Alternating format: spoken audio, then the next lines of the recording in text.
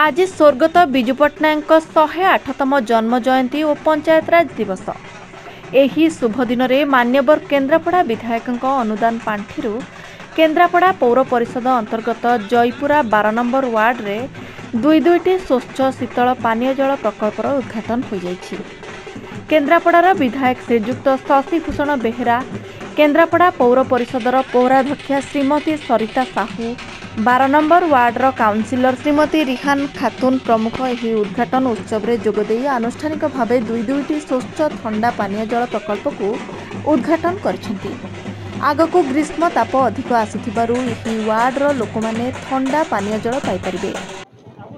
सबुठ बड़ आवश्यकता लोकों स्वच्छ शीतल पानीय जल व्यवस्था।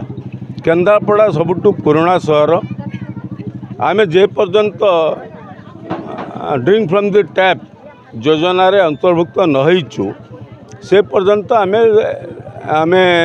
साधारण लोकों को स्वच्छ पानीय जल देवार व्यवस्था करिचु। MLAD जरिया हो अन्य कौन सरकारी योजना रे हो करिचु। आज सौभाग्यर कथा 12 नंबर वार्ड दुईटी स्थान रे जोड़िए ठंडा पानीय जल व्यवस्था।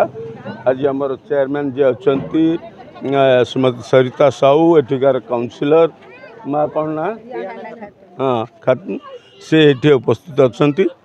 आज साधारण छोट छोट पिला माने अच्छा दुईटी जाक निश्चित भाव में लोक मान आवश्यकता पूरण करिवो एवं अन्य जहाँ छोट बड़ समस्या अच्छी म्युनिसिपालिटी चेयरमैन आज्ञा। मोर ना हूँ SK चांद, 12 नंबर काउंसिलर प्रतिनिधि।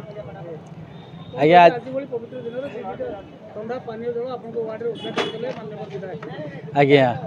आज्ञा मु तो आज बहुत खुशी अच्छी।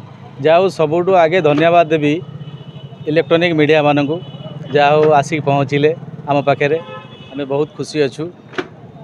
पानीय जल आम MLA को कहीलु दीदीटा जाऊ से देइछंती हमको पानीय जल गोटे छक उपरे गोटे आमर बस्ती भितर लगी ताकू अनेक अनेक मु धन्यवाद देवाई चाहूँगी। जाऊ माने ये छक उपरे मिनिमम भी 400-500 लोक डेली पानी पीवा हैरान होते। आगु को खरा आसीगला खरा पानी बहुत असुविधा समस्या थिला। जाऊ आज दिन में लगी लोक आमर ओषा भी 11 तारीख मार्च 11 ओषा आरंभ होची। जाऊ ओषारे बहुत बड़ गोटे भल ये आज दिनटा गोटे विजु बाबू 108 मत अच्छी। आज दिन में आमर 2टा ठंडा पानी उद्घाटन होती। जाऊ लोक मैंने बहुत खुशी अच्छा, मुझे बहुत खुशी अच्छी। केन्द्रापड़ारू Balaram Behera report ONM news.